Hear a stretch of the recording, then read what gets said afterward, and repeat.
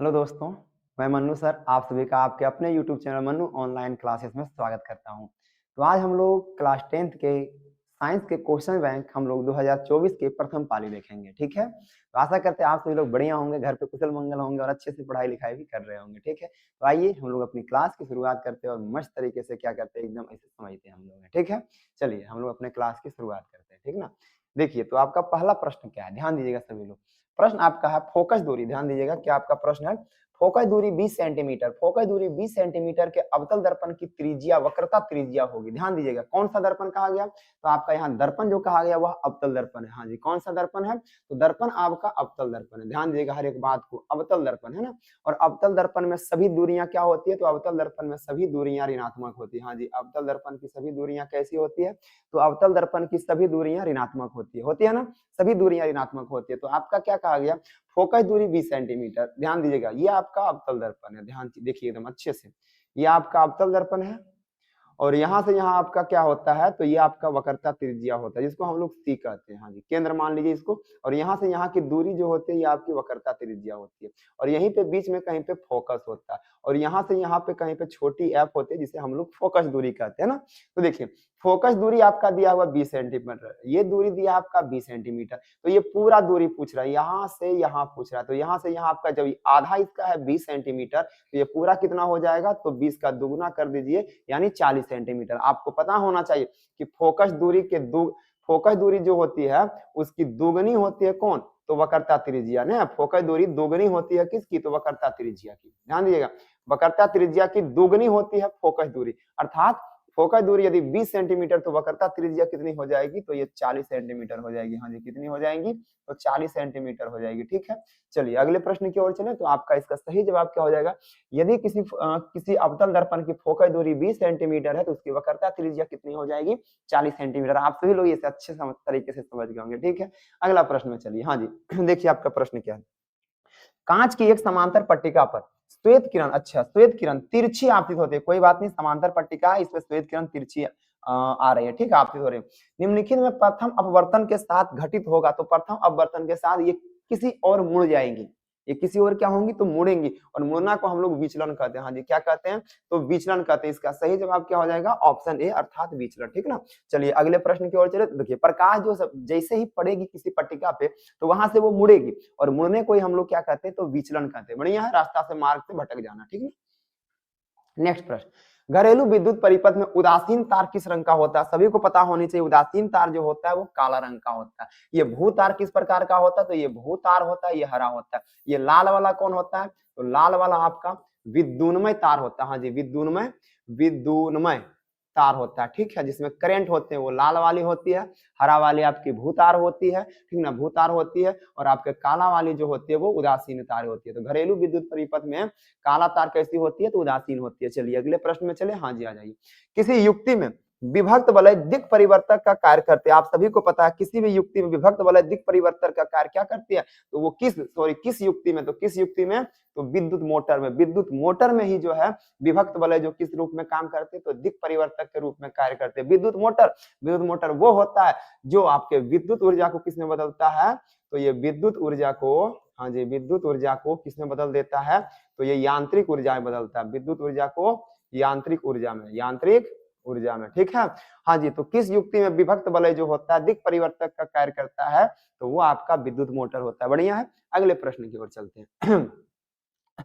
हाँ जी, प्रश्न संख्या 5, ध्यान दीजिएगा। प्रश्न संख्या 5 क्या करता है, सौर ऊर्जा यानी सूर्य से प्राप्त जो ऊर्जा होती है उसे हम लोग सौर ऊर्जा कहते हैं।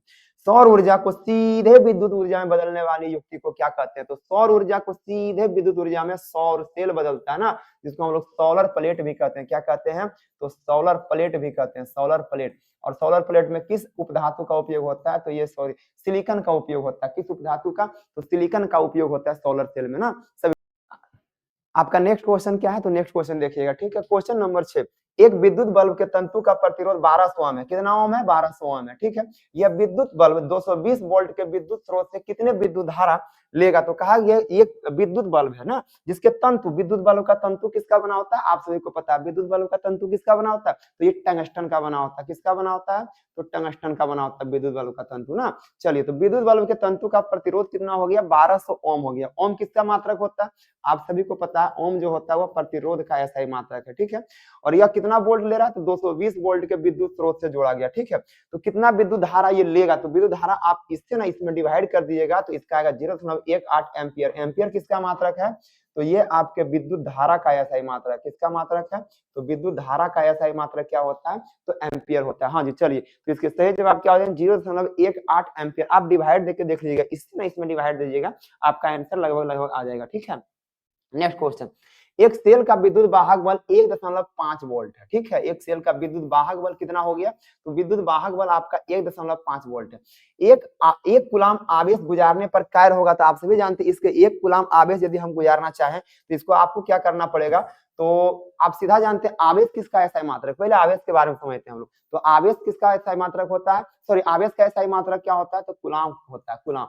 और कूलाम को यदि हम जूल में बदलना चाहें तो 1 वोल्ट है ना, तो इसका सीधे आंसर कितना हो जाएगा? 1.5 जूल हो जाएगा। ठीक है, 1.5 वोल्ट है, इसके सीधे देखिए एक सेल का विद्युत वाहक बल कितना है? 1.5 वोल्ट है। 1.5 वोल्ट का अर्थ हो गया 1.5 वोल्ट है। और यदि इसे हमने एक कूलाम आवेश गुजारने पर कार्य कितना होगा? तो ये आपका कार्य भी हो जाएगा 1.5 जूल। ठीक है, चलिए अगले प्रश्न की ओर चलते हैं। इंद्रधनुष रंगीन क्यों होते हैं? तो इंद्रधनुष आप सभी जानते हैं रंगीन क्यों होते हैं?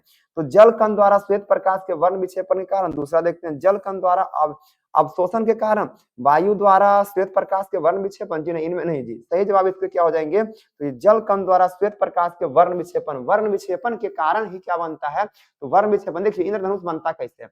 तो हवा में बारिश की बूंदें जो लटकी होती है ना, बारिश की बूंदें, हवा में बारिश की बूंदें जो लटकी होती है, बूंदे, उसी से इंद्रधनुष का निर्माण होता है। ठीक है, उसी से, इस बूंदे से ही, कारण से किसका निर्माण होता है? इंद्रधनुष। और इस बूंद से प्रकाश की किरणों का इधर उधर मुड़ना, 7 रंगों में बंटना। कितने रंग में बंटते हैं? तो 7 रंग। इंद्रधनुष में कितने रंग होते हैं? 7 रंग। इस पानी के बूंद से प्रकाश की किरणों का 7 रंगों में बंटना क्या कहलाता है? तो 7 रंगों में बंटना ही क्या कहलाता है? तो प्रकाश का वर्ण विक्षेपण। तो जल कण द्वारा श्वेत प्रकाश के वर्ण विक्षेपण के कारण क्या बनते हैं? तो इंद्रधनुष का निर्माण होता है। बढ़िया है, चलिए अगले प्रश्न, प्रश्न संख्या हम लोग 9 की ओर चलेंगे। निम्नलिखित में नर युग्मक शुक्राणु को, नर युग्मक कौन है? तो आपको सभी को पता है नर युग्मक जो होता है वह शुक्राणु है। नर युग्मक क्या होता है? शुक्राणु। ये कहां से स्रावित होता है? तो ये आपके वृषण से स्रावित होते हैं। प्रत्येक व्यक्ति में कितने वृषण होते हैं? तो 2 वृषण होते हैं। हाँ जी, कितने? प्रत्येक पुरुष में 2 वृषण होते हैं। ठीक है, अच्छा शुक्राणु। अच्छा, अंडाणु किसके हो गए? तो अंडाशु आपके अंडाशय से स्रावित होते हैं। कहां से? तो ये अंडाशय से स्रावित होते हैं, अंडाशय से। ठीक है, फैलोपियन नलिका में क्या होता है? तो यहाँ पे आपका निषेचन होता है। फैलोपियन नलिका में क्या होता है? तो निषेचन होता है। ठीक है, गर्भाशय, गर्भाशय में जो होता है भ्रूण का विकास होता है। किसका? तो भ्रूण का विकास होता है, भ्रूण का विकास। ठीक है, भ्रूण का विकास कहाँ होता है? तो ये आपके गर्भाशय में होते हैं। ठीक है, अंडाणु कहाँ से निषेचित, कहाँ से बनता है? तो अंडाशय से। शुक्राणु कहाँ से? वृषण से। गर्भाशय में भ्रूण का विकास, और फैलोपियन नलिका में ही क्या होता है? तो ये निषेचन की क्रिया पूर्ण होती है। ठीक है, अगले प्रश्न में आ जाइए। परजीवी पौधे का एक उदाहरण कौन है? अमरबेल। अमरबेल क्या होता है? तो ये परजीवी होता है। अमरबेल परजीवी। देखिएगा, आप किसी पेड़ पे देखिएगा ना, किसी भी पेड़ पे देखिएगा, पेड़ पे ना एक पूरा एकदम लंबा लंबा चाउमीन के कलर का होगा। ठीक है, चाउमीन के जैसा ना लंबी लंबी रचनाएं होती है, जिसका कोई जड़ नहीं रहेगा, कोई जड़ नहीं रहता, चाउमीन के जैसा रहेगा, जड़ उसका नहीं रहेगा। ठीक है, और ये पूरा एकदम पीला पीला पीला पीला पेड़ पूरा लंबा लंबा रहेगा। ठीक है, और इसी को हम लोग अमरबेल कहते हैं। और अमरबेल का जड़ नहीं होता है। ठीक है, जिसको हम लोग अमरलत्ता भी गांव देहात में कहा जाता है। ठीक है, इसमें जो होता है जड़ नहीं होता है। तो ये करता क्या है? ये जिस पेड़ पे रहता है ना, जिस पेड़ पे रहता है, जो वह पेड़ जो भोजन बनाता है ना, जिस पेड़ पे ये रहता है वह पेड़ अपना भोजन बनाता है, और उसी के भोजन को ये छीन के खा लेता है, उसी के भोजन को ये ग्रहण कर लेता है, उसी के भोजन को। ठीक है, छीन के खाता है उसी के भोजन को। और इस प्रकार से भोजन ग्रहण करने वाले को क्या कहते हैं? परजीवी। हाँ जी, क्या कहते हैं? तो परजीवी कहते हैं। तो परजीवी का एकमात्र उदाहरण कौन सा हो गया? तो अमरबेल हो गया। ठीक है, परजीवी का एकमात्र उदाहरण कौन हो गया? तो आपके अमरबेल हो गए। ठीक है, ब्रायोफिलम। तो ब्रायोफिलम में तो पत्तियों द्वारा इसमें क्या होता है? तो पौधे का विकास हो जाता है। गोबर छत्ता, गोबर छत्ता में मृत जीवी पोषण होता है। ये सड़ी गली चीजों को क्या करता है? तो गोबर छत्ता खाता है। ठीक ना, नेक्स्ट क्वेश्चन आपका क्वेश्चन है, द्विखंडन किसमें पाया जाता है? तो सभी को पता है द्विखंडन जो पाया जाता है वो जीवाणु में होता है द्विखंडन। द्विखंडन किसमें होता है? तो जीवाणु में, हाइड्रा में, स्पंज नहीं जी, द्विखंडन आपके जीवाणु में होते हैं, ठीक है, द्विखंडन जीवाणु में। जीवाणु को हम लोग बैक्टीरिया भी कहते हैं, क्या कहते हैं? तो बैक्टीरिया भी कहते हैं, बैक्टीरिया भी कहते हैं, ठीक है। अगला क्वेश्चन, अग्नाशय से कौन सा हार्मोन स्रावित होता है? आप सभी जानते हैं अग्नाशय से इंसुलिन नामक हार्मोन स्रावित होता है। और इंसुलिन की कमी से कौन सा रोग होता है? तो इंसुलिन की कमी से आपका मधुमेह होता है। इंसुलिन की कमी से क्या होता है? तो मधुमेह नामक रोग होता है। इंसुलिन की कमी से कौन सा रोग? तो मधुमेह नामक रोग होता है इंसुलिन की कमी से, ठीक है ना। चलिए अगले प्रश्न की ओर, तो प्रश्न संख्या 13 की ओर चलते हैं हम लोग। प्रश्न संख्या देखिए 13 के, आप ध्यान से देखिएगा। प्रश्न संख्या 13, निम्नलिखित में कौन रक्त का थक्का जमने में उत्तरदायी होता है? तो ये होता है रक्त, अच्छा एक मिनट, हाँ जी, रक्त का थक्का जमने में कौन सहायक होता है? रक्त, लाल रक्त, यही तो दिया हुआ है, रक्त विषाणु, विषाणु नहीं बिंबाणु होगा यहाँ पे, ठीक है, जिसको हम लोग प्लेटलेट्स के भी नाम जानते हैं, प्लेटलेट्स ना। ये क्या करते हैं? तो रक्त के थक्का बनने में हम लोगों के क्या होते हैं? तो ये हम लोगों के रक्त के थक्का बनने में सहायता करते हैं, ठीक है ना। चलिए नेक्स्ट क्वेश्चन, रक्त बिंबाणु होंगे यहाँ पे, ठीक है। सजीव जीवधारियों द्वारा किस प्रकार की नाइट्रोजनी पदार्थ का उत्सर्जन किया जाता है? सजीव है ना, तो सजीव द्वारा क्या हो जाएगा? यूरिक अम्ल जी होता है, अमोनिया भी, यूरिया, यूरिक अम्ल, अमोनिया, हाँ जी, सभी, इनमें से सभी, ध्यान दीजिएगा।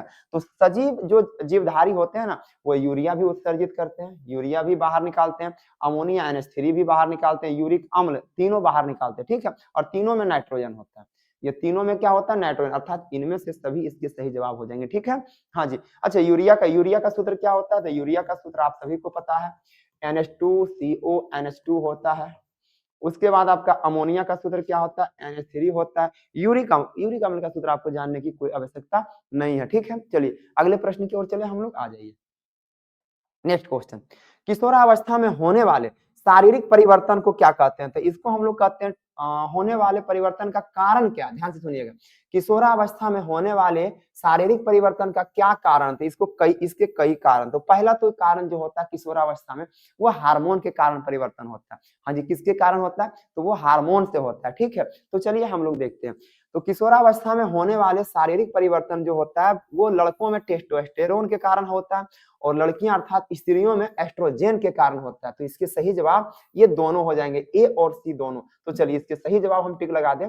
आप सभी को पता है कि लड़कों में जो हार्मोन स्रावित होता है वो क्या होता है? तो वो टेस्टोस्टेरोन रहता है, ठीक है, और लड़कियों में एस्ट्रोजन, अर्थात इसके सही जवाब ए और सी दोनों हो जाएगा, ठीक है। चलिए नेक्स्ट क्वेश्चन की ओर चलें। आपका अगला क्वेश्चन है 16 नंबर क्वेश्चन, ध्यान दीजिएगा। 16, शरीर का संतुलन बनाए रखता है। शरीर का संतुलन कौन बनाए रखता है? तो शरीर का संतुलन बनाए रखने वाला मात्र एक है, जिसका नाम होता है सेरिबेलम, और ये पश्च मस्तिष्क का भाग होता है। ये किस मस्तिष्क का भाग होता है? तो ये आपका पश्च मस्तिष्क का भाग होता है। कौन? तो सेरिबेलम होता है, ठीक ना। चलिए तो आगे हम लोग बढ़ते हैं, ठीक ना। देखिए क्वेश्चन नंबर 17, वायु का निरपेक्ष अपवर्तनांक वास्तव में कितना होता है? आप सभी को पता होना चाहिए, वायु का 1 से अधिक होता है। हाँ जी, निरपेक्ष अपवर्तनांक कितना होता है? तो 1 से आपका अधिक होता है। वायु का निरपेक्ष अपवर्तनांक कितना होता है? तो ये आपका 1 से अधिक होता है। बढ़िया है। चलिए आगे हम लोग देखिए, आंख, नाक, गले की चिकित्सक द्वारा उपयोग में लाया जाने वाला दर्पण कौन है? आप सभी जानते हैं कौन सा दर्पण वो उपयोग लाते हैं? तो अवतल दर्पण ने। रोगी को देखने के लिए आंख वाला, गला वाला, नाक वाला, अंदर देखने के लिए किस दर्पण का प्रयोग होता है?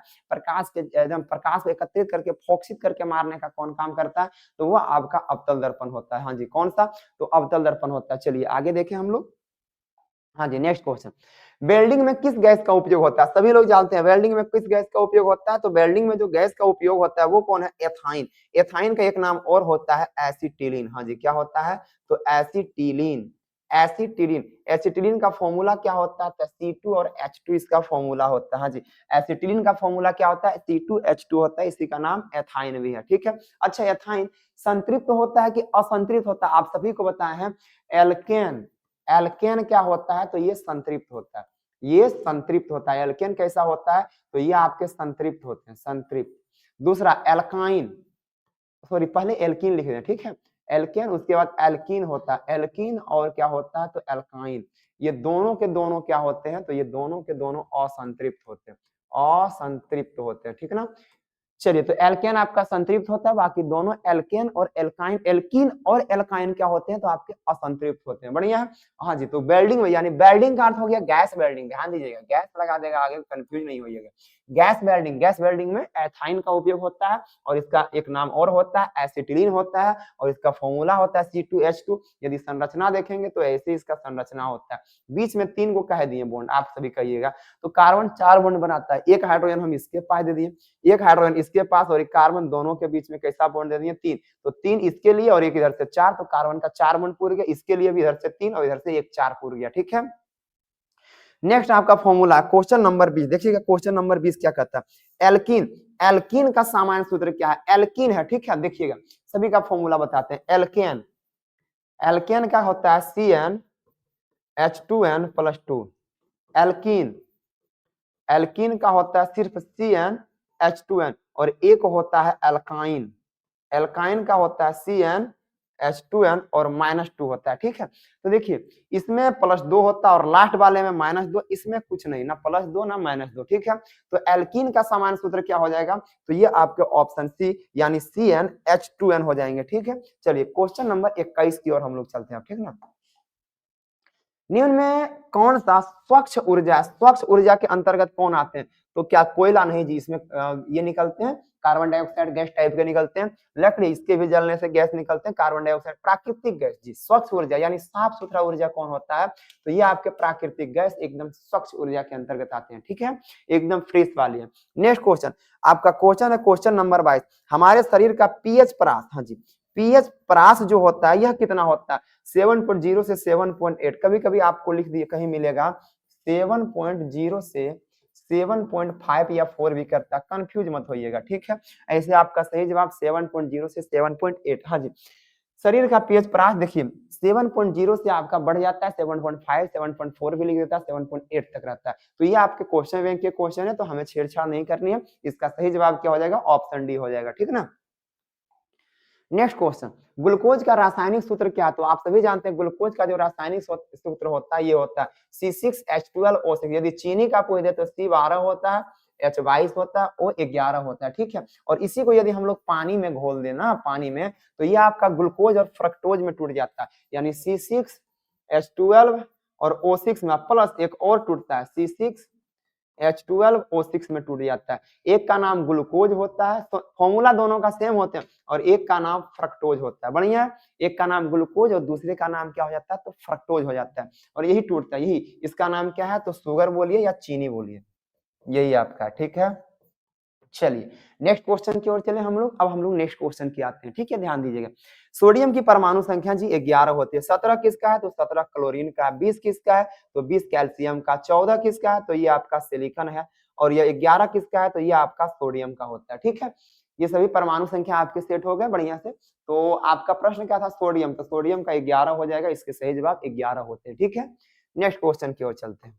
हाँ जी, नेक्स्ट क्वेश्चन आपका है, लेटेक्स पाया जाता है। आप सभी को ध्यान देनी, लेटेक्स कहाँ पाया जाता है, आप सभी जानते हैं लेटेक्स जो होता है ना, ये कहाँ, कनेर में पाया जाता है। लेटेक्स क्या होता है, तो किसी भी पौधे की पत्तियां डालियां वगैरह तोड़िएगा ना, तो हल्का उजला जैसा पदार्थ निकलेगा, उजला। ठीक है, उजला जैसा पदार्थ निकलेगा, दूध के जैसा पदार्थ निकलेगा। ठीक है, और वो कनेर को तोड़िए तो उसमें दूध के जैसा निकलेगा। अच्छा, चीड़ को नहीं, इसमें नहीं निकलेगा। गुलाब पौधा तोड़िए, नहीं निकलेगा। आम में नहीं निकलेगा। तो लेटेक्स केवल और केवल किसमें पाए जाते हैं, तो कनेर में पाए जाते हैं, वो भी पीला कनेर में पाया जाता है। ठीक है, कनेर में अधिकतर में होते हैं ये लेटेक्स आपके पाए जाते हैं। और कहाँ पाए जाते हैं, तो आपके बरगद में मिलेंगे, और कहाँ मिलेंगे, तो पीपल में मिलेंगे, और कहाँ मिलेंगे, महुआ में मिलेंगे।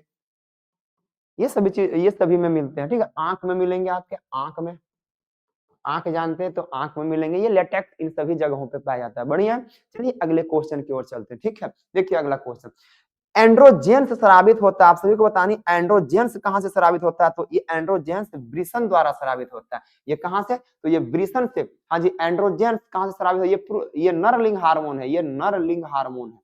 और नरलिंग हार्मोन कहाँ पे होते हैं, तो ये आपके वृषण में होते हैं। हाँ जी, कहाँ पे होते हैं, तो वृषण में होते हैं। बढ़िया, चलिए अगले प्रश्न की ओर चले, प्रश्न संख्या 27 की ओर। प्रश्न संख्या 27 क्या, वर्तिका किसका भाग है, सभी जानते हैं वर्तिका किसका भाग होता है, पुंकेसर का होता है, अंडाशय, जायांग या तंतु। तो ये भाग जो होता है ये अंडाशय का होता है। हाँ जी, वर्तिका किसका भाग होता है, तो वर्तिका फूलों का भाग है, और ये फूलों का क्या होता है, तो अंडाशय होता है। वर्तिका फूलों के अंडाशय के भाग होते हैं। ठीक है, हाँ जी, नेक्स्ट क्वेश्चन, ग्रहणी किसका भाग है, तो आप सभी जानते हैं ग्रहणी जो भाग होता है ये आपके छोटी आंत का। ग्रहणी, छोटी आंत के 3 भाग होते हैं। पहला का नाम ग्रहणी होता है, दूसरा का नाम जेजुनम होता है, जेजुनम, और तीसरा का नाम क्या, जेजुनम हो गया, और तीसरा का नाम इलियम होता है, इलियम, ठीक है ना। तो ग्रहणी, जेजुनम और इलियम, ये तीनों के तीनों किसके भाग होते हैं, तो ये छोटी आंत के भाग होते हैं। बढ़िया है। चलिए आप अगले प्रश्न की ओर चले हम। नेक्स्ट क्वेश्चन आपका प्रश्न संख्या 29 की ओर। प्रश्न संख्या 29 क्या है, मनुष्य में नासिका छिद्र, लैरिक्स, ट्रेकिया तथा फेफड़ा मिलकर क्या बनाता है। मनुष्य में नासिका छिद्र हो गया आपके, लैरिक्स हो गया, ट्रेकिया हो गया, और फेफड़ा मिलकर क्या बनाता है, सभी लोग जानते हैं ये श्वसन तंत्र बनाता है। सांस लेने वाला जो भाग है उसी में नासिका छिद्र रहेगा। फिर लैरिक्स, उसी में सांस में ही नली में है आपका लैरिक्स, जहां से हमारी आवाज अभी निकल रही है। ट्रेकिया भी इसी का भाग है, ट्रेकिया में यहीं पे सामने वाला जो ये होता है वो ट्रेकिया होता है, और फेफड़ा, ये सभी मिलकर श्वसन तंत्र बनाते हैं। और ये श्वसन तंत्र अर्थात सांस की प्रक्रिया को पूरा करने में ये सभी अपनी अपनी भूमिका निभाते हैं। ठीक है। नेक्स्ट क्वेश्चन, पादप में जाइलम उत्तरदायी, कौन नहीं जानता जाइलम। जाइलम जो होता है ऑक्सीजन का संवहन, एमिनो अम्ल का, जल का संवहन, भोजन का संवहन, तो ये आपके जाइलम है। एक जाइलम होता है और दूसरा क्या होता है, तो फ्लोएम होता है। तो जाइलम क्या करता है, ये जल का संवहन करता है। हाँ जी, जाइलम क्या करता है, तो जल का संवहन करता है। अब फ्लोएम क्या करता है, तो भोजन का संवहन करता है। तो ये जल नीचे से ऊपर जल पहुंचाने का काम करता है, जल। ठीक है। अच्छा, और पोषक तत्व भी ये पहुंचाते हैं, पोषक तत्व भी। और फ्लोएम का पेड़ पौधों में जब भोजन बन जाता है तो उसका क्या करता है, तो फैलाने का काम करता है। ठीक है। तो ये आपके पादप में जाइलम किसके लिए उत्तरदायी है, तो पादप में जाइलम जो होते हैं वो जल के संवहन के लिए उत्तरदायी है। ठीक है। और भोजन के संवहन के लिए कौन होते हैं, तो ये आपके फ्लोएम होते हैं। कौन होते हैं, तो फ्लोएम। चलिए प्रश्न संख्या 30 हम लोगों की समाप्त हो गई। अगले प्रश्न, प्रश्न संख्या 31 की ओर चलते हैं। जिब्रेलिन है, तो जिब्रेलिन आपका पादप हार्मोन। अच्छा, और कौन कौन होते हैं पादप हार्मोन, तो साइटोकाइनिन होते हैं, साइटोकाइनिन होते हैं ना, एब्सिसिक एसिड होते हैं, एब्सिसिक एसिड होते हैं, और कौन होते हैं, तो एब्सिसिक एसिड। ध्यान सुनिएगा, पादप हार्मोन जिब्रेलिन हो गया, साइटोकाइनिन हो गया, एब्सिसिक एसिड हो गया, और कौन होता है आपका, एक होता है एथीन होता है ना, एथीन होता है। ये सभी पादप हार्मोन के अंतर्गत आते हैं। ठीक है। नेक्स्ट क्वेश्चन, क्वेश्चन नंबर 32, ध्यान देगा।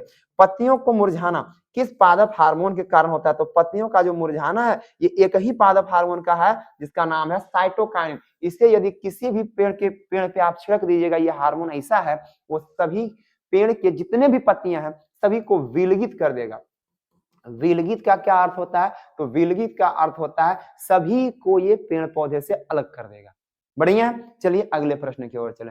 तो प्रश्न संख्या हम लोग चलेंगे अब 33 की ओर। मैग्नीशियम की परमाणु संख्या 12 है, इसकी संयोजकता कितनी होगी, लिख दीजिए। मैग्नीशियम Mg होता है, परमाणु संख्या 12 आपका है, तो इलेक्ट्रॉनिक विन्यास इसका लिखिए 2 8 2 8 10 और 2 12। तो बाहर वाले जो भी होते हैं उसकी संयोजकता कहलाती है। कई बार आपको बताया है किसी भी तत्व के बाहर में जितने भी इलेक्ट्रॉन होते हैं इलेक्ट्रॉनिक विन्यास लिखने के बाद वो उसके क्या कहलाते हैं, संयोजकता कहलाते हैं। ठीक है। पहले कक्षा में आप 2 इलेक्ट्रॉन भरेंगे, दूसरा में 8, फिर तीसरा में 8, लास्ट में 2, आपका 20 तक लिखा जाएगा। आपको 20 से ज्यादा इलेक्ट्रॉनिक विन्यास नहीं पूछा जाएगा। ठीक है। ऐसे लिखाता तो आपका 108 तक है, लेकिन हड़बड़ाना नहीं है। ठीक है ना, ये आपके 20 तक है। हाँ जी, पहला हमारा 2 था, दूसरा परमाणु संख्या इसका 12 है, 12 तक लिखना है। ठीक है। दूसरा आपका 8 भर दिए, 8 2 10, तीसरा में आता 8 है, लेकिन हम जब 2 और 8 10 भर दिए तो बचा कितना, 2, तो यहाँ पे 2 लिखेंगे। 2 8 10, यानी कि लास्ट में 2 आपके हो गए, 2 8 10 और 10 और 2 कितना, तो 12 हो गए। तो ये आपका क्या हो गया, मैग्नीशियम का इलेक्ट्रॉनिक विन्यास। और बाहर में जो आते हैं ना वही आपकी संयोजकता होती है। तो बाहर में 2 आए तो इसकी संयोजकता भी 2 हो गई। ठीक। अगला, निम्नांकित में इस धातु का विस्थापन उसके लवण के विलयन से लोहा द्वारा हो जाता है, यानी लोहा उसको विस्थापित यानी हटा देता है, तो वह कौन हो जाएगा, तो लोहा हटाने वाला तांबा। हाँ जी, तांबा को हटा देगा। अच्छा, क्या सोडियम, सोडियम को नहीं हटा पाएगा। कैल्शियम नहीं, कैल्शियम तो लोहा से ज्यादा क्रियाशील है। मैग्नीशियम भी लोहा से ज्यादा क्रियाशील है। ठीक है। तो तांबा लोहा से कम क्रियाशील होता है, और इसको ये लोहा क्या कर सकता है, तांबा, तांबा का अर्थ है कॉपर, कॉपर समझते हैं ना, तांबा। और यही सी है, इसको लोहा हटा सकता है आराम से। क्यों, क्योंकि यह लोहा से कम क्रियाशील है, कम, अपने से कम क्रियाशील वाले को हटाया जा सकता है। ठीक है। तो लोहा किसको हटा देगा, तो निम्नांकित में किस धातु का विस्थापन उसके लवण के विलयन से लोहा द्वारा हो जाएगा। लोहा Fe बोलिए या आयरन बोलिए, आयरन बोलिए। इसकी परमाणु संख्या आपकी 26 होती है। ठीक है। और यह तांबा को विस्थापित कर देगा, किसी भी विलयन से तांबा को ये हटा सकता है। ठीक है ना। चलिए अगले प्रश्न, प्रश्न संख्या 35। एथिल अल्कोहल का व्यापारिक उत्पादन किस रासायनिक क्रिया से होता है, सभी लोग जानते हैं एथिल अल्कोहल कैसे बनता है, किण्वन द्वारा। किण्वन प्रक्रिया में क्या होता है, तो वायु की अनुपस्थिति में, वायु की अनुपस्थिति में अनुपस्थिति में, अनुपस्थिति में कस के इसको एकदम सड़ाया जाता है, जो भी पदार्थ होते हैं पूरा एकदम कस के सड़ाया जाता है और तब फिर किसका निर्माण होता है, तो आपका एथिल अल्कोहल का निर्माण होता है। एथिल अल्कोहल का सूत्र क्या होता है, आप सभी जानते हैं C2H5OH होता है एथिल अल्कोहल का फॉर्मूला, ठीक है। अच्छा, एथिल अल्कोहल का C2H5 फॉर्मूला होता है और क्या बात है इसमें, इसका नाम एक और होता है जिसका नाम है इथेनॉल, इसका नाम एक और होता है इथेनॉल, ठीक है। एक बात इसका ये है, यानी एक नाम इसका एक है कि इसका नाम इथेनॉल होता है। अच्छा, एक चीज और इसकी देखते हैं हम लोग, इसकी संरचना यदि देखें तो ये इसकी संरचना होती है, ठीक है। ये आपका इथाइल अल्कोहल है और ये इसकी संरचना है, ध्यान से देखिएगा, ये इथाइल अल्कोहल की संरचना है, ठीक है। नेक्स्ट क्वेश्चन, कली चूना का रासायनिक सूत्र क्या होता है, सभी लोग जानते हैं कली चूना का रासायनिक सूत्र क्या होता है, आपका CaO होता है। कली चूना का रासायनिक सूत्र क्या होता है, CaO। अच्छा, CaOH2 क्या, तो CaOH2 है बुझा हुआ चूना, ये क्या आपका बुझा हुआ चूना है, ठीक है, बुझा हुआ चूना है, ठीक है ना। CaOH2 बहुत ज्यादा पूछा जाता है, CaOH2 बुझा हुआ चूना है और CaO क्या है, तो ये आपका कली चूना है, ठीक है। इसका नाम कैल्शियम हाइड्रोक्साइड होता है, इसका नाम इसका नाम कैल्शियम ऑक्साइड होता है, कैल्शियम ऑक्साइड, और इसका नाम कैल्शियम हाइड्रोक्साइड होता है, ठीक है ना। चलिए नेक्स्ट क्वेश्चन की ओर चले, तो कली चूना आपका ऑप्शन बी हो जाएगा, कली चूना ऑप्शन बी हो जाएगा, ठीक है। प्रश्न संख्या 37 के आयोडीन युक्त नमक कौन है, प्रश्न संख्या 37 देखिएगा, आयोडीन युक्त नमक कौन है, NaCl KiO3 ये है आपका। आगे देखें NaCl Ki, ये भी आपका है, ए बी दोनों इन्होंने, ए बी दोनों हो जाएंगे, इसके सही जवाब क्या हो जाएंगे, ए बी दोनों। आयोडीन युक्त नमक NaCl प्लस KiO3 भी और NaCl प्लस Ki भी है, ठीक है, दोनों आपके आयोडीन युक्त नमक होते हैं, ठीक ना। नेक्स्ट क्वेश्चन, अच्छा नीचे आपका है ना, प्लास्टर ऑफ पेरिस, ध्यान दीजिएगा, प्लास्टर ऑफ पेरिस का रासायनिक नाम क्या, सभी लोग ध्यान दीजिएगा, प्लास्टर ऑफ पेरिस का रासायनिक नाम क्या है, तो प्लास्टर ऑफ पेरिस का रासायनिक नाम कैल्शियम सल्फेट जी नहीं होता, कैल्शियम सल्फेट मोनोहाइड्रेट नहीं, हेमीहाइड्रेट होता, कहाँ है कैल्शियम सल्फेट हेमीहाइड्रेट, ये इसका सही जवाब ये हो जाएगा। प्लास्टर ऑफ पेरिस का रासायनिक नाम क्या होता है, calcium sulphate hemihydrate, calcium sulphate hemihydrate इसका रासायनिक नाम होता है, बढ़िया है। हाँ जी, कैल्शियम सल्फेट का रासायनिक नाम क्या होता है, सॉरी प्लास्टर ऑफ पेरिस का रासायनिक नाम क्या होता है, तो कैल्शियम सल्फेट हेमीहाइड्रेट होता है, बढ़िया। चलिए अगले प्रश्न, प्रश्न संख्या 39, कैथोड किरण में क्या उपस्थित होता है, सभी लोग जानते हैं कैथोड किरण में इलेक्ट्रॉन रहते हैं, इलेक्ट्रॉन रहते हैं, हाँ जी क्या रहते हैं, तो कैथोड किरण में इलेक्ट्रॉन रहते हैं। इलेक्ट्रॉन पे कितना आवेश होता है, 1.6 गुना 10 पे पावर -19 गुलाम होते हैं। गुलाम किसका एसआई मात्रक है, तो आवेश का एसआई मात्रक है, ठीक है ना। ये देखिए कैथोड किरण में क्या होता है, तो इलेक्ट्रॉन होता है, इलेक्ट्रॉन जो होता है, अच्छा धनात्मक या ऋणात्मक, ये आपका ऋणात्मक होता है, ये क्या होता है, तो ये आपका ऋणात्मक होता है, ये आपका कैसा होता है, तो ऋणात्मक होता है, बढ़िया है। चलिए अगले प्रश्न की ओर चले हम लोग, आ जाइए आपका अगला प्रश्न देखिए क्या, कवक में पोषण की कौन सी विधि होती है, कवक में पोषण की यदि हम लोग विधि की बात करें तो ये आपका मृतजीवी होता है, गोबर छत्ता मृतजीवी का अर्थ क्या, तो सड़ी गली चीजों को खाना, सड़ी गली चीजों को वो खाते हैं, ठीक है। तो कवक क्या करते हैं, सड़ी गली चीजों को खाते हैं, जिस कारण इसमें क्या होता है, तो मृतजीवी पोषण होता है, ठीक ना। प्रश्न संख्या 41, प्रतिरोधों के एक संयोजन में प्रतिरोध अर्थात सभी को जोड़ा गया है, मान प्रतिरोध को आर से सूचित करते हैं, प्रतिरोध का एसआई मात्रक ओम होता है, ठीक ना, ओम, ठीक है। आ जाइए, प्रतिरोधों के एक संयोजन में एक प्रतिरोध हटा लेने पर, अच्छा एक प्रतिरोध बहुत सारे जुटे हुए, ठीक है, R2 है, R3 है, जाने दीजिए। एक प्रतिरोध क्या करते हैं, तो एक प्रतिरोध हटा लेते हैं, लेने पर एक प्रतिरोध हटा लीजिए, कोई बात नहीं, इसको गायब कर देते हैं, ठीक है। कुल प्रतिरोध बढ़ जाता है, यह संयोजित था, अच्छा तो प्रतिरोध का मान क्या होता है, बढ़ जाता है, तो ये किसमें संयोजित था, तो यदि आप यहाँ से हटा लें और हटा लेने के बाद कुल प्रतिरोध बढ़ जाता है, तो बढ़ने का कारण, इसका मेन एक कारण है कि यह श्रेणी क्रम में नहीं, सॉरी समांतर क्रम में जुड़े थे, किस क्रम में जुड़े थे, तो समांतर क्रम में। समांतर क्रम में क्या होता है, ध्यान दीजिएगा, ये इस प्रकार से जुड़ते हैं, R1 यहाँ था, R2 यहाँ था, सॉरी R3 यहाँ था, यहाँ पे R3 था और यहाँ पे आपके R2 था, ठीक है। तो यदि हम R2 हटा लेंगे, इसको हटा देंगे, तो इन दोनों में वोल्टेज क्या मान क्या हो जाएगा, बढ़ जाएगा, ठीक है। और यही यदि श्रेणी क्रम में जुड़ा रहता, R1 यहाँ रहता, फिर R2 यहाँ रहता, फिर R3 यहाँ रहता, तो इस पे कोई इफेक्ट ही नहीं पड़ता, कोई प्रभाव नहीं पड़ता, आप एगो हटा भी लेते कोई इफेक्ट नहीं पड़ता, परंतु इसको हटाए ना तो कुल प्रतिरोध क्या हो जाएगा, बढ़ जाएगा, प्रतिरोध क्या हो जाएगा, बढ़ जाएगा, ठीक है ना। और तो जिस कारण से हमें पता चला कि यह किस क्रम में था, ये इस क्रम, इसको समांतर क्रम कहते हैं और इस प्रकार जोड़ दीजिएगा तो इसको हम लोग श्रेणी क्रम कहते हैं, ठीक है ना। चलिए आगे देखें हम लोग। हाँ जी, आ जाइए अगला प्रश्न की ओर। प्रश्न संख्या 42। एक कमरे में 60 वाट और 220 वोल्ट एवं 40 वाट और 220 वोल्ट, कोई बात नहीं, दो उपकरण 100 वोल्ट आपूर्ति से जुड़े हैं। यानी दो प्रकार के, एक 60 वाट वाला, एक 200 वोल्ट वाला, ठीक है। एक 40 वाट वाला, एक 200 वोल्ट वाला। दो उपकरण 10 वोल्ट आपूर्ति से जुड़े हैं, कोई बात नहीं। कुल उपयुक्त शक्ति कितनी होगी? तो यदि हम लोग कुल उपयुक्त शक्ति का मान निकालें तो ये आपका 25 वाट होता है। हाँ जी, कितने वाट होंगे? तो 25 वाट, ठीक है। 100 वोल्ट से आपूर्ति से यदि हम इन दोनों को जोड़ दें तो इसका कुल जो शक्ति होगा ना, शक्ति, कुल शक्ति, पावर जो होगा, पावर, वो पावर, शक्ति का ऐसा ही मात्रक वाट होता है, शक्ति का ऐसा ही मात्रक वाट होता है। तो इसके राइट आंसर कितने आ जाएंगे आपके? 25 वाट आएंगे, ठीक है। Next question, question number 43। ध्यान दिया, क्वेश्चन नंबर 43 आपका क्या कह रहा है, ठीक है, अच्छे से सुनिए। क्वेश्चन 43, निम्नांकित में कौन सा पद विद्युत परिपथ में विद्युत शक्ति को निरूपित करता है? तो विद्युत शक्ति को निरूपित करने वाला आई स्क्वायर आर ये भी है, वी स्क्वायर बटे आर ये भी है, और भी आई, तो तीनों तो आपका विद्युत इसको निरूपित कर रहा है ना। तीनों विद्युत परिपथ विद्युत शक्ति को, अर्थात इनमें सभी इसके सही जवाब क्या हो जाएंगे? तो इनमें सभी इसके सही जवाब हो जाएंगे, तीनों निरूपित करता है। आई स्क्वायर आर भी है, वी स्क्वायर बटे आर भी है, और भी आई भी है, ठीक है। चलिए नेक्स्ट क्वेश्चन की ओर चलें। उत्तल दर्पण में आवर्धन का महत्तम मान कितना होता है? तो उत्तल दर्पण में आवर्धन का मान महत्तम मान कितना होता है? 1/2। कितना होता है उत्तल दर्पण में आवर्धन का महत्तम मान? 1/2। यही आपका समतल दर्पण रहता है तो 1 हो जाता है। कितना हो जाता है? 1 हो जाता है, ठीक है। ऐसे उसमें 0.5 होते हैं, उत्तल दर्पण में 0.5 आवर्धन का मान होता है और उसी को लिखा गया 1/2 लिखा गया, ठीक है ना। 0.5 होते हैं, ठीक है ना।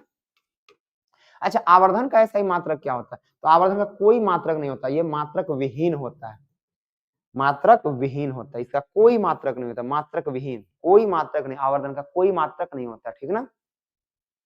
क्वेश्चन नंबर 45 देखिए, विभवांतर मापा जाता है, आप सभी जानते हैं विभवांतर से क्या मापा जाता है? विभवांतर मापा जाता है वोल्ट मीटर द्वारा। विभवांतर किसके द्वारा मापा जाता है? वोल्ट मीटर द्वारा। विभवांतर का ऐसा ही मात्रक क्या होता है? तो ये आपका वोल्ट होता है। विभवांतर का ऐसा ही मात्रक वोल्ट होता है, और विभवांतर में यानी किसमें मापा जाता है विभवांतर? तो ये आपका वोल्ट मीटर में मापा जाता है विभवांतर के रूप में, ठीक है। वोल्ट मीटर से जो प्रेरित धाराएं होती है, विद्युत धाराएं, उसको हम लोग क्या करते हैं? तो वोल्ट मीटर में ये हम लोग विभवांतर लगा के मापते हैं, ठीक है। और या विभवांतर को मापते हैं वोल्ट मीटर के द्वारा। दोनों बातें सेम है, उल्टा पुल्टा आप समझ सकते हैं, कोई दिक्कत नहीं आपको। बस चलिए अगले प्रश्न, निम्नलिखित में कौन सा कथन सत्य है? तो कौन सा कथन? वोल्ट बराबर एम्पियर नहीं, ये नहीं है। वोल्ट एम्पियर ओम नहीं है। एम्पियर बराबर वोल्ट बाई ओम होना चाहिए ना, वी बाई ओम, ठीक है। तो आपके ये सही जवाब हो जाएंगे जी। इसके सही जवाब क्या हो जाएंगे? Option C. इसके सही जवाब क्या हो जाएंगे? तो ऑप्शन सी हो जाएंगे, ठीक है। 46 का ऑप्शन सी हो जाएगा सही जवाब। वोल्ट बाई ओम होता है, ठीक है, वी बाई 1 ओम। 1 एम्पियर बराबर 1 वोल्ट बटे 1 ओम होता है। 1 एम्पियर बराबर 1 वोल्ट बटे 1 ओम होता है, ठीक है। नेक्स्ट क्वेश्चन, निम्नलिखित पदार्थों में चालक है, चालक कौन है? अब्रक जी नहीं, कांच नहीं, एल्यूमिनियम चालक है। एल्यूमिनियम क्या होता है? तो ये चालक है। एल्यूमिनियम में इसका देखिए चालक क्या होता है? यदि किसी में फ्री इलेक्ट्रॉन है तो वह चालक होगा, और फ्री इलेक्ट्रॉन नहीं है तो वह कुचालक होगा। इसकी इलेक्ट्रॉनिक विन्यास लिख के देखिए। एल्यूमिनियम की परमाणु संख्या 13, इलेक्ट्रॉनिक विन्यास लिखिए 2, 8, 8, 2, 10 और 3। 3 जोड़ी लगेगा? नहीं लगेगा, ये 3 जोड़ी नहीं होगा, ठीक है। और जब जोड़ी नहीं है तो फ्री पाएगा, ये दोनों जोड़ी लग जाएगा, परंतु ये जोड़ी नहीं लगेगा, और ये फ्री है, और फ्री होने के कारण इसमें विद्युत धारा पास हो जाएंगे, ठीक है। नेक्स्ट क्वेश्चन, नाभिकीय ऊर्जा प्राप्त करने के लिए किसका कौन आवश्यक है? तो नाभिकीय ऊर्जा हम लोग जो प्राप्त करते हैं, आप सभी जानते हैं, यूरेनियम से। आप सभी को पता है यूरेनियम, यूरेनियम की परमाणु संख्या 92 होता है, ठीक है। हम बोले थे आपको एक पेन है ना, पिछली क्लास में आपको बताए थे कि एक पेन है, इससे पूरे भारत को लगभग लगभग कितना? तो एक 24 घंटे का ऊर्जा दे सकते हैं यूरेनियम। और नाभिकीय ऊर्जा प्राप्त करने में हम लोग यूरेनियम का ही प्रयोग करते हैं। किसका प्रयोग करते हैं? यूरेनियम का ही प्रयोग करते हैं। बहुत ही ज्यादा इसमें ऊर्जा भरा होता है यूरेनियम में, ठीक है। चलिए नेक्स्ट क्वेश्चन की, तो नाभिकीय ऊर्जा प्राप्त करने के लिए यूरेनियम का प्रयोग करते हैं, बहुत बार प्रश्न पूछा गया। 49, जीन शब्द किसने प्रस्तुत किया? सभी जानते हैं जीन शब्द देने वाले जोहानसन थे। हाँ जी, जीन शब्द देने वाले कौन थे? जोहानसन थे। जीन, डीएनए के क्रियात्मक खंड को जीन कहते हैं, डीएनए के क्रियात्मक खंड को जीन कहते हैं। और यही जीन जो होता है पीढ़ी दर पीढ़ी एक दूसरे में क्या करता है? तो वांशिक गुणों को बढ़ाते चलता है, ठीक है। तो डीएनए के क्रियात्मक खंड को जीन कहते हैं। हाँ जी, किसके? डीएनए के क्रियात्मक खंड को जीन कहते हैं। डाई राइबो न्यूक्लियाइक एसिड, ठीक है, पैतृक गुणों को ढोने वाला यही डीएनए है, और यही जो डीएनए का क्रियात्मक खंड है, छोटा छोटा खंड है, उसी को हम लोग जीन कहते हैं। ठीक है, किसमें द्विखंडन नहीं पाया जाता? तो द्विखंडन ईस्ट में नहीं पाया जाता द्विखंडन। ठीक है, द्विखंडन इसमें मुकुलन पाया जाता है, ईस्ट में क्या पाया जाता है? तो मुकुलन द्वारा जनन होते हैं। ठीक है, नेक्स्ट क्वेश्चन, परागकण न्यून में किसके अंदर बनते हैं? तो परागकण आपके जो बनते हैं ये बनते हैं आपके परागकोश में। हाँ जी, कहाँ बनते हैं? तो परागकोश के अंदर परागकण बनते हैं। परागकण पहुंचते कहाँ है? तो वर्तिका से होते हुए अंडाशय तक जाते हैं। ठीक है, तो चलिए परागकण कहाँ बनते हैं? तो परागकण परागकोश में बनते हैं। ठीक है, नेक्स्ट क्वेश्चन, प्रश्न संख्या 52 हो गया। ठीक है, 52 आपका है, रुधिर चाप नियंत्रित कब होता है? ध्यान सुनिएगा, रुधिर चाप यानी ब्लड प्रेशर, ये जो रक्तचाप होता है, रक्तचाप, रक्तचाप, रक्तचाप वही ब्लड प्रेशर। ठीक है, रक्तचाप किसके द्वारा निरूपित होता है, यानी किसके द्वारा सॉरी नियंत्रित होता है? तो रक्तचाप जो नियंत्रित होने वाला है वो आपका एड्रीनल होता है। हाँ जी, एड्रीनल ग्रंथि द्वारा, एड्रीनल ग्रंथि द्वारा क्या होता है? तो रक्तचाप नियंत्रित होता है। ठीक है, चलिए ये गड़बड़ा जाएगा तो आपका ब्लड प्रेशर गड़बड़ हो जाएगा। ठीक है, तो आपको दिक्कतें होना शुरू हो जाएंगी। ठीक, नेक्स्ट क्वेश्चन, नेक्स्ट क्वेश्चन आपका क्या है? कौन सी बीमारी श्वसन तंत्र से संबंधित है? निमोनिया, श्वसन तंत्र से बीमारी ये निमोनिया है, एकदम श्वसन तंत्र। ये क्या करता है? लंग्स वगैरह, फेफड़े वगैरह को प्रभावित करता है निमोनिया, और ये ज्यादातर बच्चों में बहुत ज्यादा पाए जाते हैं। जन्म जो लेते हैं ना तुरंत, उसमें क्या होंगे? तो निमोनिया होती हुई रहती है। ठीक है ना, बहुत ये बच्चे में ज्यादा पाया जाता है निमोनिया। ठीक है ना, नेक्स्ट क्वेश्चन देखिएगा आप सभी लोग। नेक्स्ट क्वेश्चन क्या है? रक्त में शर्करा, रक्त में शर्करा नियंत्रित करता है। आपका प्रश्न है रक्त में शर्करा कौन नियंत्रित करता है? तो आप सभी को पता होना चाहिए, रक्त में शर्करा को जो नियंत्रित करने वाला होता है वो कौन होता है? रक्त में शर्करा तो इंसुलिन होता है। रक्त में चीनी की मात्रा कौन नियंत्रित करता है? तो ये इंसुलिन। और इसके गड़बड़ होने से क्या हो जाएगा? तो ये आपका रक्त में शर्करा का नियंत्रण करने वाला इंसुलिन है, और इसके गड़बड़ होने से आपका एक रोग हो जाएगा जिसका नाम है मधुमेह, और मधुमेह का ही नाम क्या होता है? तो डायबिटीज होता है। डायबिटीज क्या नाम होता है? तो डायबिटीज होता है। ठीक है, हाँ जी, इंसुलिन की कमी से कौन सा रोग होता है? मधुमेह, सॉरी मधुमेह लिखा गया, मधुमेह, मधुमेह होता है, और इसी को हम लोग क्या कहते हैं? डायबिटीज भी कहते हैं। क्या कहते हैं? डायबिटीज कहते हैं। ठीक है ना, चलिए अगले प्रश्न की ओर देखें हम लोग। चलिए आपका अगला प्रश्न चलते हैं। ठीक है ना, हाँ जी, देखिए अगला प्रश्न आपका, ओहो सॉरी इधर है ना, मानव शरीर में सबसे लंबी कोशिका कौन सी? तो मानव शरीर में सबसे लंबी कोशिका तंत्रिका कोशिका होती है, और जिसे हम लोग न्यूरॉन भी कहते हैं। क्या कहते हैं? तो इसे हम लोग न्यूरॉन भी कहते हैं। मानव शरीर में सबसे लंबी कोशिका तंत्रिका कोशिका होती है, और इसे हम लोग क्या कहते हैं? तो न्यूरॉन भी कहते हैं। ठीक है ना, चलिए तो अच्छा और कुछ देख लें। अगला प्रश्न आपका यहाँ, मुख गुहा में आहार का कौन सा भाग पाचन होता है? मुख गुहा में आहार अर्थात भोजन का कौन सा भाग का पाचन होता है? मुख गुहा में भोजन का किस भाग का पाचन होता है? तो मुख गुहा में भोजन का जो पाचन होता है ना, वो किसका पाचन होता है? तो प्रश्न संख्या 56 के सही जवाब आपके ऑप्शन ए हो जाएंगे। कार्बोहाइड्रेट जो होते हैं ना, ये मुख से ही पचना शुरू हो जाते हैं। कार्बोहाइड्रेट कहाँ से पचना शुरू हो जाते हैं? तो ये मुख से ही कार्बोहाइड्रेट का पचना शुरू हो जाता है। बढ़िया, चलिए अगले प्रश्न की ओर चलते हैं। प्रश्न संख्या 57 की ओर देखें। ठीक है, प्रश्न संख्या 57 क्या है? खड़िया का रासायनिक सूत्र क्या है? CaCO3, इसको आप कहिए खड़िया कहिए, खड़िया कहिए, या फिर आप चूना पत्थर कहिए, चूना पत्थर कहिए, या क्या कहिए? चूना पत्थर, चूना पत्थर कहिए, दोनों इसी का नाम है। खड़िया हो गया, चूना पत्थर, संगमरमर कहिए, संगमरमर, संगमरमर। ठीक है, संगमरमर कहिए। ठीक ना, यही आपका है CaCO3, यही आपका खड़िया है, चूना पत्थर है, संगमरमर, तीनों है। ठीक है ना, नेक्स्ट क्वेश्चन की ओर चलते हैं। प्रश्न संख्या 58 देखिए, निम्न में कौन सा धातु सर्वाधिक तन्य, सबसे ज्यादा तन्य धातु कौन सा है? तो ये आपका सोना होता है, सबसे ज्यादा तन्य सोना होता है। ध्यान समझिएगा, 1 ग्राम सोना में लगभग 2 किलोमीटर तार बना सकते हैं। ध्यान दिए, ग्राम समझिएगा, 1 ग्राम सोना में लगभग 2 किलोमीटर तार बनाए जा सकते हैं। ठीक ना, 1 ग्राम सोना में। तो निम्न में कौन सी धातु सर्वाधिक तन्य होती है, सबसे ज्यादा किसको खींच सकते हैं? तो वो सोना का संकेत क्या होता है? तो सोना का संकेत आपका Au होता है। इसकी परमाणु संख्या 79 होती है सोना का। ठीक ना, चलिए ये क्या है? तो ये धातु है। ये शुद्ध सोना कितने कैरेट का होता है? 24 कैरेट का। आभूषण कितने वाले का बनता है? तो 22 कैरेट का। ठीक है ना, चलिए आगे देखें हम लोग। हाँ जी, क्वेश्चन है, पेंटेन जिसका अनुसूत्र C5H12 है कि कितने संरचना समावयवी होंगे? तो इसके यदि हम लोग संरचना समावयवी की बात करें तो ये लगभग 3 हो जाएंगे। देखिए 1 2 3 4 5, ये आपका पेंटेन हो गया। एक हाइड्रोजन सभी जगह बैठा लीजिएगा, हाइड्रोजन की गिनती कर लीजिएगा। ठीक है, इसमें गिनती कीजिए, C5 है, 1 2 3 4 5, हाइड्रोजन गिनिए 12 होना चाहिए। 1 2 3 4 5 6 7 8 9 10 11 12, ठीक है ना। ये आपका एक हो गया। दूसरा आपको दिखाते हैं, 1 2 3, एक यहाँ दीजिए 4, एक दीजिए यहाँ 5। देखिए 1 2 3 हाइड्रोजन, 4 5 6 हाइड्रोजन, 6 7 8 9 10 11, सॉरी 11 ही हुए, 5 आपको पुराने। 1 मिनट का मिस्टेक हो गया हमसे, क्या 1 मिनट फ्रेश से बनाते हैं। ये आपका ये हो गया 1 2 3 4 हो गए, 5 हो गए, ठीक है। 1 2 3 4 5 6 7 8 9 10 11 12 हो गए। ये भी आपके पेंटेन है। कार्बन इसमें 5 और हाइड्रोजन 12। एक तरीका से और बन सकता है, देखिएगा आप सभी लोग। 1 2 3 4, एक यहाँ देते हैं 5, 1 2 3 4 5 6 7 8 9 10 11 12। तो इसके कुल कितने संरचना समावयवी होंगे, तो वो आपके 3 हो जाएंगे। देखिए एक ये हो जाएगा, 2 ये हो जाएगा और 3 ये हो जाएगा, ठीक है। तो इसके कुल कितने संरचना समावयवी C5H12 के कितने होते हैं, तो 1 2 3 होते हैं। बढ़िया है। चलिए अगले प्रश्न। अभिक्रियाशील समूह, ये किसका समूह है, तो ये आपका कीटोन होता है। कीटोन कहाँ पे, सभी लोग देख लीजिए। अगर कीटोन नहीं हो तो कार्बोनिल दिया होगा, हाँ जी कार्बोनिल यहाँ पे है, कार्बोनिल होता है ये। इसको हम लोग ऐसे भी लिखते हैं, ठीक है। ये आपका कीटोन है, ध्यान दीजिएगा, यही आपका कीटोन है। कीटोन बोलिए, अगर कीटोन नहीं रहे तो कार्बोनिल दिया हुआ रहेगा, क्योंकि कीटोन का ही नाम हम लोग कार्बोनिल भी कहते हैं, ठीक है।